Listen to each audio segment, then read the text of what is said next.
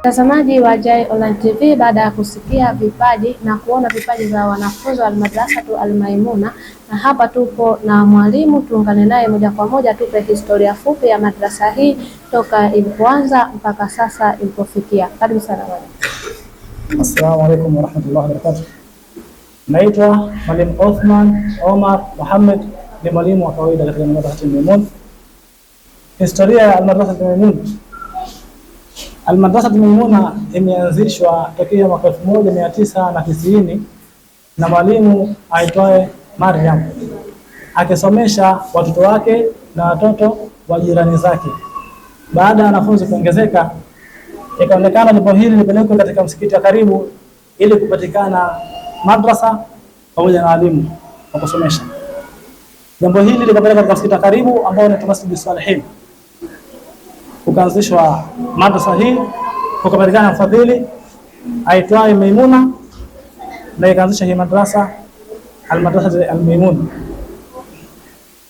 mwaka 1993 ikaanza kutumika hii madrasa yetu, na walimu ambao wameshahidi kusomesha katika madrasa yetu ni walimu zaidi ya 20, lakini wengine wameondoka. Hivi sasa alhamdulillah tuna walimu 10 na tunawasaidizi walimu karibia 10. Walimu wanaume wako 4 na walimu wanawake wako 6. Alhamdulillah, ndani ya Almadrasatu Almaimuna wamesoma wanafunzi zaidi ya 1000. Hivi sasa hivi tuna wanafunzi takriban 200 na chuo chetu kina uwezo kuchukua wanafunzi zaidi ya 400 kwa wakati. Alhamdulillah, huko nyuma tunapotoka tulihifadhisha wanafunzi wengi, juzuu nyingi na kashiriki mashindano mengi. Ila kidogo kutokana na changamoto zinazotokezea, wanafunzi kuacha masomo wakiwa ni wadogo na mitihani mara kwa mara maskulini na matuisheni mara kwa mara maskulini, wanafunzi wanashindwa kuhifadhi moja kwa moja na kushiriki katika mashindano kwa uhuru. Na tukija hapa katika changamoto za wanafunzi ambao wanafanya mitihani huwa hawahudhurii madrasa, una mchango gani au una ushauri nini jamii pamoja na serikali? Kwamba nashauri jamii na serikali kwamba elimu ya dini ni elimu muhimu sana, waitie umuhimu elimu yetu ya dini, wape wanafunzi na watoto wao fursa ya kusoma dini, kwa sababu mtoto pia anaweza akashiriki vizuri katika mambo ya kidini. Kama katika madrasa yetu sisi hapa tumetoa walimu, tumetoa mahatibu, tumetoa wahadhiri, tumetoa watu wa aina mbalimbali wa kidini, na katika duniani tumetoa vipaji tofauti vile vile. Wanafunzi wametafuta ajira zenye maslahi, wametafuta ajira zenye kuendana na maadili. Kuna changamoto ya walimu, mishahara ya walimu haipatikani kwa wakati wala haipatikani kwa kiwango kizuri, lakini kuna changamoto za watoto kuchelewa sana na utoro uliokithiri, au kukatishwa wanafunzi masomo wakiwa ni wadogo kwa ajili ya mitihani ya skulini.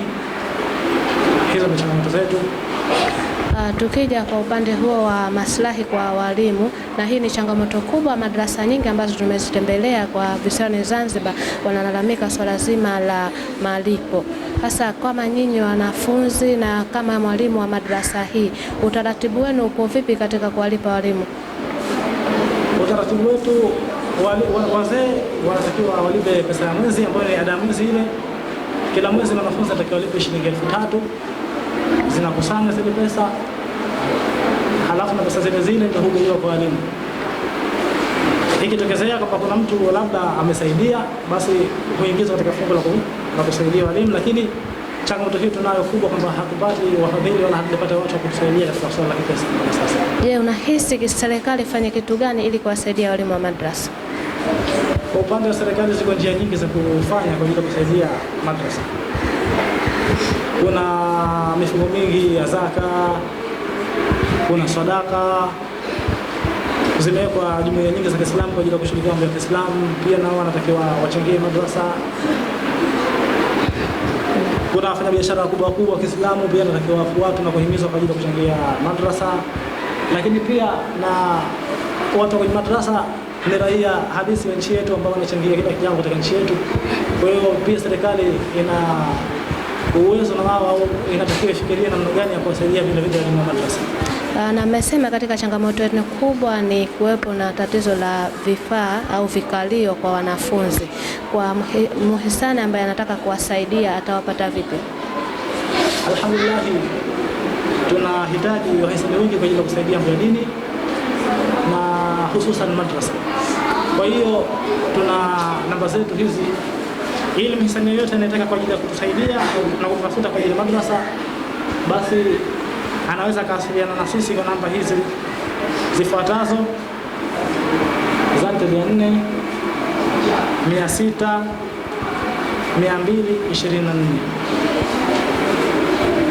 Zante 400 600 224, na nyingine ni Zante 600 94 90 77, Zante 600 94 90 77. Leo langu la mwisho kwa jamii ni kwamba alhamdulillah tujitahidi mno kuwasaidia watoto wetu wasome madrasa, kwa sababu maisha duniani ni maisha ya mpito, na elimu tutakayojifunza duniani tutatumia kwa mazingira ya hapa duniani, lakini elimu ya akhera, elimu hii ya dini tutatumia zaidi hapa duniani katika maisha yetu yote, lakini pia elimu hii tutaitumia kule akhera tunakokwenda.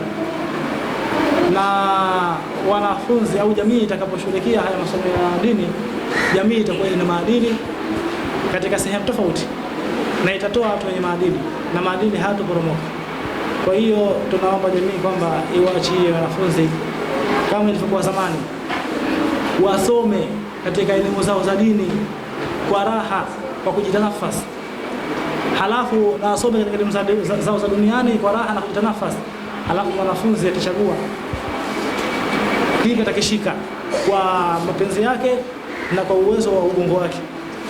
Tusiwanyime wanafunzi masomo ya dini tukawalazimisha tu masomo ya dunia, hata kama wanafunzi hana vipaji hivyo wala hana hamu hiyo. Mtazamaji wa Jai Online TV, tulikuwa katika madrasa tu Al-Maimuna iliyopo Magogoni, Zanzibar, na tumemsikia mwalimu wa madrasa hima. Aloligusia zaidi ni msisitizo kwa wanafunzi na watoto kusoma elimu ya dini ya Kiislamu, ambayo dini hii humfungua mwanadamu, humfungua kijana kuwa na maadili mema ya Kiislamu na kufikisha katika jambo la heri. Ulikuwa nami katika kipindi hiki kwa siku ya leo. Mtangazaji wako ni mimi Nura Salum, nyuma ya kamera Masudi bin Ali. Tukutane katika vipindi vinavyofuata. Jai Online TV, wema kwa vitendo. Usisahau kusubscribe, like na kucomment.